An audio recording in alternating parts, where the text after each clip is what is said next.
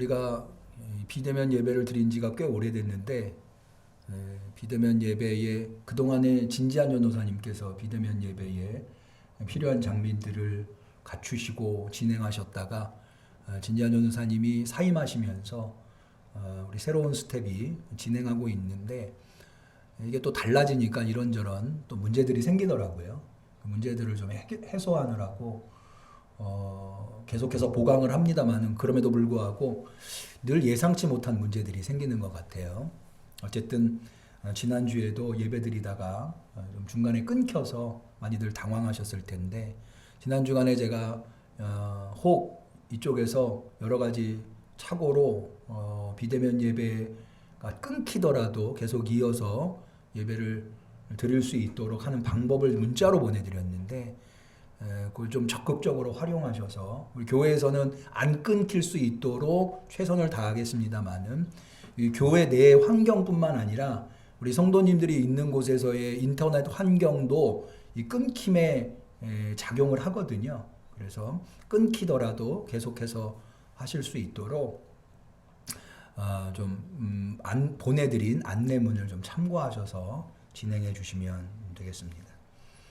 오늘은 특별히 주연절입니다. 주연절이라고 하는 절기는 우리 기독교의 5대 절기 중에 굉장히 오래된 절기 중에 하나입니다. 심지어 성탄절보다도 먼저 있었던 성탄절은 대개 주후 4세기 정도에 지켜졌다고 보는데 주현절은 이미 2세기 때부터 그러니까는 100년경 이후서부터 주연절이 지켜졌다고 하는 것을 교회 안에서 자료를 발견할 수가 있습니다. 그래서 굉장히 오래된 절기입니다만은 이 주연절의 의미를 많은 분들이 이렇게 잘 알고 있지 못해서 오늘은 이 주연절의 의미를 새겨보고자 말씀을 준비해 보았습니다. 이 주연절은 쉽게 얘기해서 예수님께서 이 세상에 주님으로 나타나신 것을 기념하는 절기다. 다시 합니다. 예수님께서 이 세상에 주님으로 나타나신 것을 기념하는 절기다. 그러면 주님으로 나타나셨다라고 하는 것은 어떤 의미냐? 주님이라고 하는 용어, 이 큐리오스라고 하는 용어는 1세기에 이 노예 제도가 그때는 있었기 때문에 노예와 주인과의 관계에서도 큐리오스를 사용했지만 신앙의 세계에서는 종교의 세계에서는 이 주님이라고 하는 단어는 예배의 대상, 경배의 대상을 주님이라고 불렀습니다. 그래서 여러분 예수님께서 광야에서 마귀에게 시험을 받으실 때 세 번째 시험이 예수님을 산 꼭대기로 데리고 가서 나한테 절하라. 그럼 내가 세상 만국을 너한테 주리라. 그때 예수님이 뭐라고 말씀하십니까? 주 너의 하나님께 경배하고 다만 그를 섬기라. 그러니까는 경배의 대상은 하나님뿐이라는 거예요. 오직 하나님에게만 예배해야 한다는 거죠. 마귀한테는 해서는 안 된다. 아니 마귀뿐만 아니라 어떤 존재한테도 예배할 수 없다. 하나님에게. 그런데 예수님께서 태어나셨을 때 예수님을 찾아온 동방의 박사들이 예수님을 경배합니다. 마태복음 2장 11절에 보면 집에 들어가 아기와 그 모친 마리아와 함께 있는 것을 보고 엎드려 아기께 경배하고. 그러니까는 예수님이 태어나셨을 때 마리아의 품에 있었겠죠. 근데 이 마리아의 품에 있었던 예수님께 마리아에게 경배한 게 아니에요. 아기께 경배했다고 되어 있어요.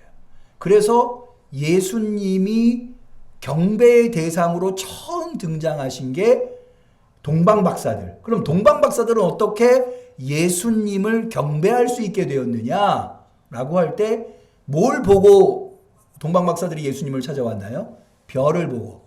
좀 더 정확하게 얘기하면 별빛을 보고. 별빛을 보고 그 별빛을 통해서 그 별빛이 가리키는 예수님이 주님이시라고 하는 것을 알고 그 아기께 찾아와 하나님에게만 할 수 있는 경배를 올려드리게 된 거죠. 그래서 이 주현절 날짜가 정해져 있어요. 성탄절이 요일과 상관없이 12월 25일이지 않습니까?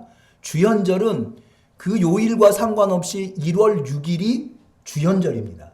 그러니까 사실 오늘 우리는 주현절 후 두 번째 주일 예배를 주현절 예배로, 우리가 지난주에는 졸업 및 등반 감사 예배로 드렸고 그 전주에는 신년주일 예배로 드렸기 때문에 원래는 1월 6일 날 주현절 예배를 드려야 하나 우리가 이런저런 형편 때문에 오늘 이렇게 드리게 된 겁니다. 그러니까는 성탄절은 예수님이 이 세상에 태어나신 것을 기념하는 날이라고 한다면, 주현절은 태어난 것이 아니라 예수님이 주님으로 나타나신 것, 자신이 세상의 주님이심을 밝히신 것, 그것을 기념하는 절기다. 사실 예수님은 예수님이 주님으로 많은 사람들한테 나타나게 된 계기는 예수님의 부활 이후입니다. 그래서 사도행전 2장에 베드로가 오순절날 설교할 때 이런 설교를 합니다. 내가 내 원수로 내 발등상 되기까지 너는 내 우편에 앉았으라 하셨도다 하였으니, 하나님께서 예수님에게 하신 말씀이에요. 내 우편에 앉았으라. 그래서 예수님이 십자가에 죽으시고 부활하셔서 승천하셔서 하나님 보좌 우편에 앉아 있는 거죠. 그런즉 이스라엘 온 집이 정령할지니 너희가 십자가에 못 박은 이 예수를 하나님이 주와 큐리오스, 주와 그리스도가 되게 하셨느니라 라고 해서 예수님께서 주님으로 본격적으로 사람들한테 보여주신 때는 예수님의 부활과 승천 이후에, 그래서 요한복음에도 20장에 예수님께서 제자들한테 특히 도마에게 나타나셨을 때, 부활하신 예수님이 도마에게 나타나셨을 때 도마가 예수님한테 뭐라고 합니까? 그 유명한 고백, 나의 주시며 나의 하나님이십니다. 그래서 부활한 예수님한테 주님이라고, 그래서 예수님을 본격적으로 예배하게 된, 예수님이 예배의 대상이 된 것은 부활 이후였다. 그러나 최초로 예수님이 자신이 주님이심을 나타낸 것은 동방박사에게 최초로 나타내셨다라고 해서 1월 6일 날 1월 6일을 주현절로 2세기서부터, 그러니까는 벌써 몇 년이 된 겁니까? 2000년 거의 가깝게 이렇게 주현절을 교회는 지켜오고 있는 것입니다. 그래서 이 주현절은 뭐와 밀접한 관련이 있는가? 빛과 밀접한 관련이 있어요.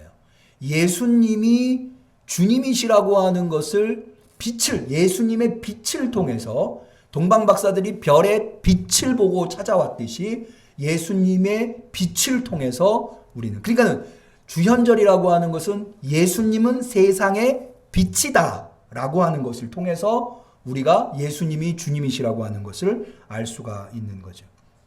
이 하나님은 구약에서부터 주로 빛을 통해서 사람들에게 자신을 나타내 보이셨습니다. 대표적인 예가, 여러분 모세가 여호와를 만날 때 이 떨기나무에 불이 타오르지 않습니까? 꺼지지 않는 불. 이 불이 바로, 불이라고 하는 것은 빛이죠. 또 예수님께서 이스라엘을 애굽에서 건져내셔서 광야 40년을 인도하시는데 낮에는 구름기둥, 밤에는 불기둥으로 인도하죠. 이 불이라고 하는 것이 다 빛과 관련이 있다고 하는 겁니다. 이 예수님께서 주님이시라고 하는 것을 본격적으로 적극적으로 보여주신 장면이 이른바 변화산 사건인데요. 예수님이 베드로, 야고보, 요한만 데리고 산에 올라가셔서 예수님의 주님 되신 모습을 보여줬는데, 그것을 마가복음은 뭐라고 기록하고 있는가 하면 그 옷이 광채가 나며 세상에서 빨래하는 자가 그렇게 희게 할 수 없을 만큼 심히 희어졌더라. 화이트, 하얗게 됐다라고 표현되어 있는데, 하얗다라고 하는 것은 흰색이라고 하는 의미가 아니라 광채가 났다, 빛났다, 예수님이 빛을 내셨다라고 하는 의미가 되겠습니다. 여러분 바울이요, 기독교 역사에서 아주 걸출한 인물 아닙니까? 원래 이 바울은 기독교를 박해하는 인물이었죠. 그런데 우리가 모두 다 잘 알다시피 이 바울이 예수님을 어떻게 만납니까? 예수님을 바울은 육신의 모습으로 만나지 않았어요. 바울은 다메섹 도상으로 기독교인들을 박해하러 가다가 주님 예수님을 만나는데 빛으로 만납니다. 그래서 빛이신 예수님을 만난 후에 바울은 눈이 멀어버리잖아요. 그리고는 복음을 전하는 기독교의 사도가 되는 것을 볼 수가 있습니다. 그래서 이 성경에 나와 있는 이 빛이라고 하는 것은 주님을 상징하는 경우가 대부분이다. 특별히 오늘 우리가 읽은 창세기 1장, 우리가 신년을 지금 셋째 주를 맞이하고 있지만 아직 첫 달 정월을 지나고 있는데, 사실 창세기 1장 1절에서 5절은 성경 66권의 제일 처음에 있는 말씀이죠. 그런데 이 말씀에 빛이 등장합니다. 그러니까는 최초의 빛이라고 할 수가 있는 거죠.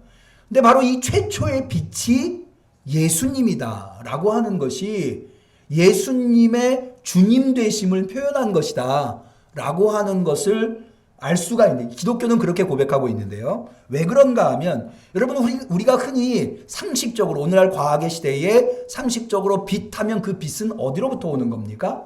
태양으로부터 오는 거죠. 그런데 이 하나님의 천지창조, 6일 동안의 천지창조를 보면 태양은 언제 만들어지는가 하면, 창조되는가 하면 4일째 만들어집니다. 그런데 빛은 창세기 1장 3절에 나오는 빛은 첫째 날 만들어지는 빛. 그러니까 이 빛은 태양이 있기 전에 있었던 빛이라고 할 수 있는 거죠. 그러니까 이 빛은 태양으로부터 오는 빛이 아니라 태양과는 구별되는 어떤 의미의 빛인 거죠. 그러니까 우리가 상식적으로 생각하는 빛의 개념이 아니라고 하는 거예요. 그래서 기독교는 이 빛이 영적인 의미의 빛이고 이것이 곧 예수 그리스도다. 이 요한복음 1장, 특별히 요한복음 1장을 요한복음의 서문이라고 하는데요. 요한복음의 서문은 예수님이 빛이시라고 하는 것, 세상의 빛이시라고 하는 것을 분명하게 묘사하고 있는데, 그 안에 생명이 있으니 이 생명은 사람들의 빛이다 라고 해서 이 빛 안에서 모든 생명, 여기 생명이라고 하는 것은 단순히 생명을 가지고 있는 존재뿐만 아니라 모든 존재를, 모든 피조물을 의미합니다. 이 빛 안에서 생명이 존재하게 되었다. 다시 말해서 창세기 1장에 첫째 날 만들어진 빛 안에서 빛을 토대로 해서 천지가 창조되었던 것처럼 예수님에 의해서, 빛이신 예수님에 의해서 세상이 창조되었다고 요한복음 1장은 이야기하고 있는 것입니다. 그러면 최초의 빛, 이 창세기 1장에 나오는 이 빛은 사실은 대단히 중요한데요. 왜냐하면 이게 최초의 빛일 뿐만 아니라 첫째 날 하나님은 다른 아무것도 만들지 않고 오직 이 빛만 만드십니다. 이 빛을 창조하세요. 그럴 뿐만 아니라 이 빛은 모든 존재의, 앞서 말씀드린 대로 토대가 되는 빛이에요. 그러니까는 이 세상의 모든 존재, 우리를, 내 자신을 포함해서 이 세상에 있는 모든 존재는 어느 토대 위에서 창조됐느냐? 이 빛 위에서 창조되었다고 할 수가 있습니다.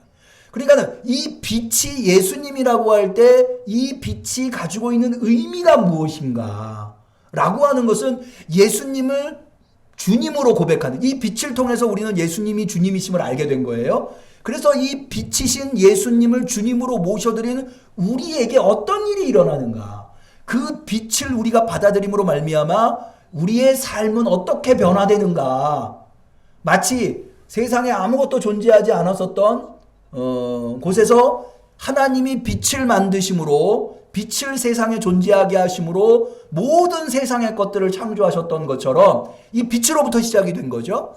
우리가 빛을 받아들였을 때 그 빛은 우리 안에서 어떤 작용을 하는가, 무슨 의미를 갖는가, 우리가 빛이신 예수님을 영접했다고 하는 것은 우리의 삶에 어떤 의미를 주는가, 어떤 변화를 주는가, 이런 것들을 오늘 본문을 통해서 우리가 알 수 있게 된다고 하는 겁니다. 먼저 이걸 알기 위해서는 본문의 내용을 좀 자세히 봐야 되는데, 빛이 창조되기 이전의 세상은 어떠했는가, 창조 이전의 세상, 거기에 대해서 2절은 이렇게 묘사하고 있습니다. 땅이 혼돈하고 공허하며 흑암이 깊음 위에 있고 하나님의 신은 수면에 운행하시니라. 여기 네 가지, 빛이 창조되기 이전의 세상은 네 가지의 형태로 묘사되고 있는데요.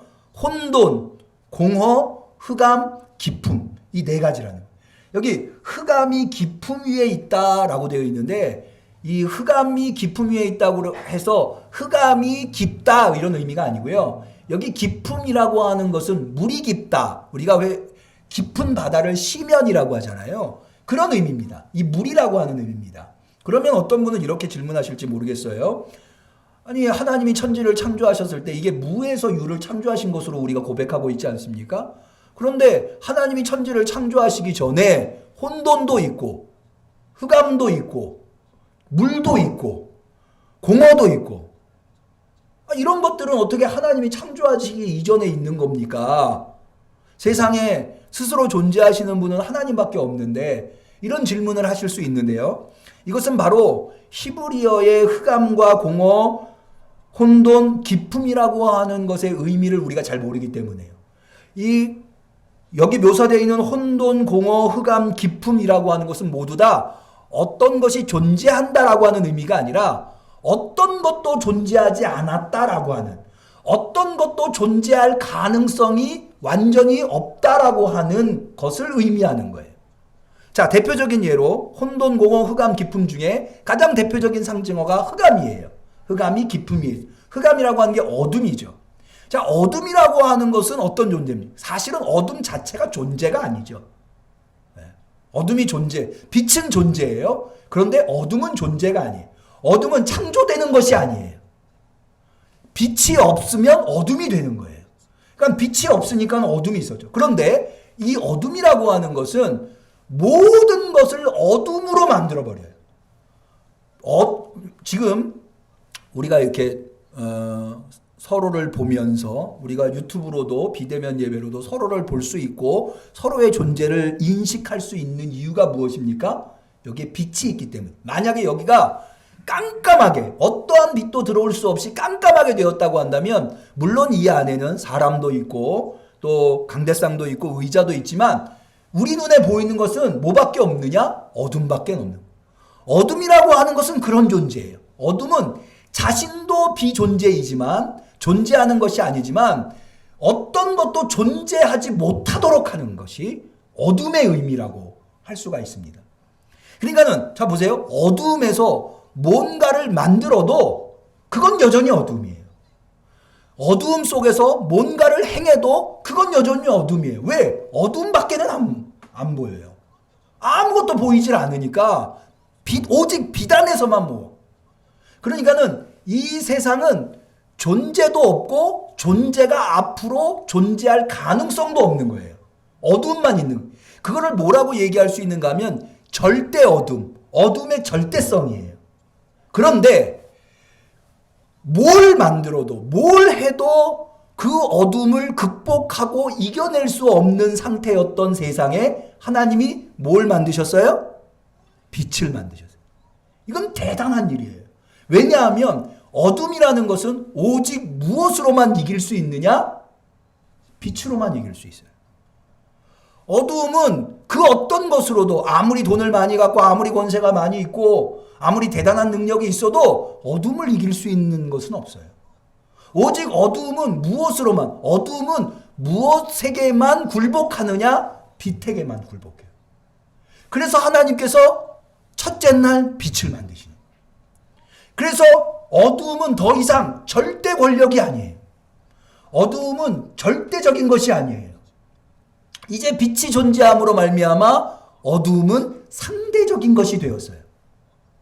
자, 그것을 우리가 어디서 알 수 있느냐? 4절을 한번 볼까요? 하나님이 빛을 창조하셨어요. 3절에. 그리고는 그 빛이 하나님의 보시기에 좋았더라. 하나님이 뭐와 뭐를 나누죠? 빛과 어둠을 나누세요. 어둠만 있을 때는 나눌 필요가 없어요. 나눌 수가 없죠. 왜? 모든 게 어둠이니까. 그런데 빛이 생기는 순간 어둠은 빛의 상대적인 것이 된 거예요. 그래서 빛과 어둠이 구별된 거예요. 자, 보다 더 분명하게 5절을 넘어가 볼까요? 빛을 뭐라고 칭하죠? 낮이라 칭해요. 자, 이게 굉장히 중요한데요. 빛이, 새로 생긴 빛을 무엇이라 호칭해야 하는 필요가 생겨난 거예요. 무슨 얘기인 거 아니? 앞서 말씀드린 대로 어둠 안에서는 뭔가를 만들어도 모두 다 어둠이에요. 그러니 아무리 뭘 만들고 아무리 대단한 일을 해도 그것에 호칭을 붙일 필요가 없어요. 붙일 수가 없어요. 왜? 그냥 어둠 속에 갇혀버리기 때문에. 다 그냥 어둠이에요. 그런데 하나님이 빛을 창조하셨어요. 어둠과는 다른 어떤 존재가 비로소 생겨난 거예요. 그러니까 이제는 그 어둠이 상대적이 됐어요.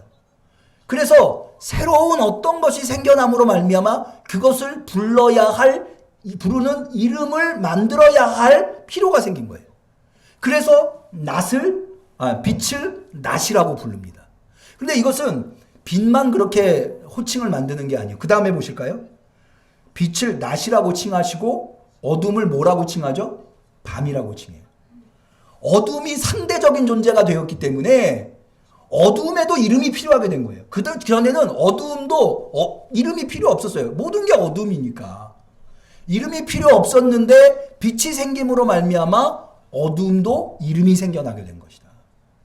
그래서 이 빛의 탄생으로 말미암아 하나님의 빛이 생겨남으로 말미암아 어둠은 절대적인 존재가 아니라 상대적인 존재가 되었어요. 그러면서 이것은 무엇을 의미하느냐? 그 빛과 어둠 속에 있는 모든 존재가 빛을 선택할 것인가 어둠을 선택할 것인가의 선택의 문제가 생겨나게 된 거예요. 자, 그럼에도 불구하고 어둠이라고 하는 것이 먼저 존재하였고 빛이 새로 생겨났다고 하는 것을 그 다음에 한번 보실까요? 자, 저녁이 되며 아침이 되니 라고 되어 있어요. 여러분, 우리가 하루를 셀 때 저녁부터 먼저 세는 게 상식일까요? 아침부터 먼저 세는 게 상식일까요? 아침이 되고 저녁이 되니라고 하는 것이 상식적이죠. 그런데 여기는 분명히 저녁이 되고 아침이 되니, 밤이 되고 낮이 되니 라고 하는 거예요. 왜 이렇게 표현했을까요? 그것은 어둠이 먼저 존재했고 저녁이 먼저 존재했고 빛이라고 하는 낮이 아침이 생겨났기 때문에요. 그래서 저녁이 되고 아침이 되니. 그래서 여러분, 유대인들은요, 우리는 하루의 시작을 되게 언제로 보죠? 아침으로 보죠. 물론 정확하게 얘기하면 자정에 시작되는 거긴 하지만 일상적으로는 상식적으로는 아침에 시작. 그런데 유대인들은 하루의 시작이 전날 저녁으로 봐요. 그래서 안식일은 금요일 해 떨어질 때부터 안식일이 시작이 되는 거예요. 그래서 토요일 날 해 질 때까지가 안식일이에요. 저녁이 되고 아침이 되니 라고 하는 개념이 이렇게 생겨나게 되는 겁니다. 빛의 존재로 말미암아 절대적인 어두움이 상대적이 됐어요. 그리고 선택의 문제로 이것이 바뀌게 된 거예요. 그러면서 그 안에서, 이 빛 안에서 이제 비로소 모든 존재가 존재할 가능성이 생겨나게 됩니다. 어두움 속에서는 뭘 해도 어둠이에요. 그러나 빛 속에서는, 낮 속에서는 아무리 작은 것도 그 존재를 나타내요. 여러분, 우리가 들에 피어있는 이름도 모를 아주 작은 꽃 한 송이도 빛에서는 그 존재를 발견해 볼 수 있어요. 아무리 어마어마하게 큰 것도 어둠 속에서는 구별을 할 수가 없어요. 존재 자체가 상실되어 버리는 거예요. 동시에 빛이 생겨난 것의 의미가 뭐냐 하면, 자, 저녁이 되고 아침이 되니 이는 무슨 날이에요? 첫째 날이에요. 이게 우리나라 말로 번역을 하니까 이게 조금 안 들어오는데, 자, 빛을 뭐라고 하나님이 칭하셨죠? 낮이라 칭했어요. 요 낮이 뭐냐면 히브리어의 용이에요. 용. 용이 어떤 뜻이냐면 날이라는 뜻이에요. 날. 예. 그러니까는 여기 첫째 날이다 라고 했잖아요. 첫째 날은 첫째 요미다 라고 하는 말이에요. 다시 말해서 어둠만 존재할 때는 뭘 시간적이에요. 뭘 역사적이에요. 역사도 없고 시간도 없어요. 빛이 생겨남으로 말미암아 비로소 뭐가 시작됐어요? 시간이라고 하는 게 시작됐고 역사라고 하는 게 시작됐어요. 그래서 첫째 날이에요. 첫째 요미예요. 이 모든 것들은 앞서 말씀드린 대로 태초에 빛이셨던 예수님이 우리에게 찾아오셔서 우리가 그 예수님을 영접했을 때 우리의 삶 속에서 나타나는 현상을 설명하고 있다. 말씀드릴 수 있는데요. 자, 예수님이 찾아오시기, 빛이신 예수님이 찾아오시기 전에는 우리 모두는 다 어두움에 갇혀 있는 자들이에요. 존재하지만 존재가 아니에요. 무엇을 해도 그것은 아무 의미가 없어요. 그래서 전도서에서는 인생을 뭐라고 논합니까? 헛되고 헛되니 헛되고 헛되고 헛되고 헛되도다. 뭘 해도 아무리 막강한 힘과 아무리 많은 재산을 가지고 있어도 그 사람은 결국에는 어둠 속에 있는 거예요. 아무 의미가 없는 거예요. 존재가 아니에요, 존재가. 그런데 예수님을 우리가 영접하면 그가 아무리 연약한 존재여도 그는 존재하는 거예요.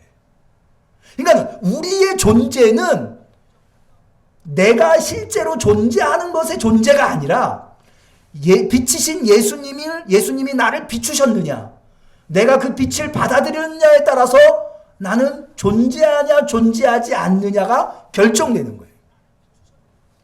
여러분, 예수님께서 부자와 나사로, 거지 나사로 이야기를 하셔요. 부자는 죽어서 지옥에 가죠. 거지 나사로는 죽어서 아브라함 품에 가요. 그런데요, 묘한 거는요, 이 부자는 가진 재산이 많아요. 날마다 좋은 옷을 입고 잔치, 연회를 베풀어요. 이 세상에서 그만한 잘 나가는 사람으로 살아가기도 드물 거예요. 그런데 이 사람한테는 이름이 없어요. 그러나 나사로는 이 세상에서 거지로 살았어요. 아주 비참한 인생을 살았어요. 정말 동네를 돌아다니는 개만도 못한 삶을 살았어요. 개가 헌대를 핥았으니까. 그런데 그에게는 이름이 있어요. 왜 그래요? 예수님이 그에게 무엇인가? 예수님이 그를 비추면 그는 이 세상에서 아무리 연약한 존재도 존재인 거예요. 그러나 그가 아무리 위대해 보여도 예수님 없으면 그는 어두움 속에 있기 때문에 존재가 아닌 거죠. 두 번째로는 이제 그렇게 빛으로 이 세상에 오신 예수님을 선택할 것이냐 말 것이냐, 빛의 자녀로 살 것이냐 어두움의 자녀로 살 것이냐, 이 선택이 우리 앞에 놓여 있다고 할 수가 있습니다. 그래서 요한복음, 아까 서문을 제가 말씀을 드렸는데 요한복음 서문에는 뭐라고 이야기하고 있는가 하면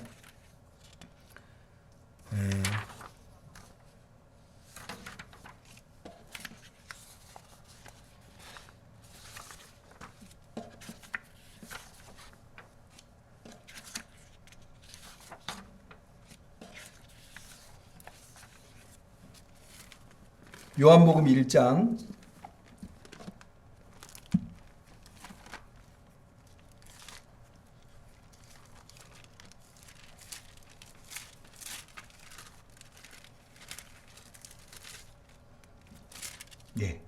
3빛 9절입니다. 곧 세상에 와서 각 사람에게 비추는 빛이 있었으니 그가 세상에 계셨으며 세상은 그로 말미암아 지은 바 되었으되 세상이 그를 알지 못하였고 자기 땅에 오매 자기 백성이 영접지 아니하였으나, 영접하지 않는 사람이 있는 거예요. 12절 그러나 영접하는 자 곧 그 이름을 믿는 자들에게는 하나님의 자녀가 되는 권세를 주셨으니 이는 혈통으로나 육종으로나 사람의 뜻으로 나지 아니하고 오직 하나님께로서 난 자들이다 라고 해서, 이것은 우리 스스로의 힘으로 이루어진 것이 아니라 예수님이 우리에게 빛으로 찾아오심으로 말미암아 우리가 이제 그 예수님을 선택하여서 하나님의 자녀가 될 수 있다, 빛의 자녀가 될 수 있다 라고 하는 것을 의미합니다. 그래서 선택의 문제가 생겨나게 된 거예요. 우리 응암교회 성도님들은 모두 다 빛이신 예수님을 선택하시고 빛을 선택하셔서 그 비단에서 의미 있고 가치 있는 존재하는 삶을 살아갈 수 있기를 축원합니다. 한 가지 더, 여러분, 빛이 있어야 시간이 있다고 하는 것을 말씀드렸어요. 시간이 있어야 역사가 시작되는 거예요. 그래서 인류는 이것을 깨닫고 예수님이 오시기 이전을 BC, Before Christ, 예수님이 오신 이유를 AD는 안노, 도미니라고 해서 안노라고 하는 것은 날이라고 하는 의미예요.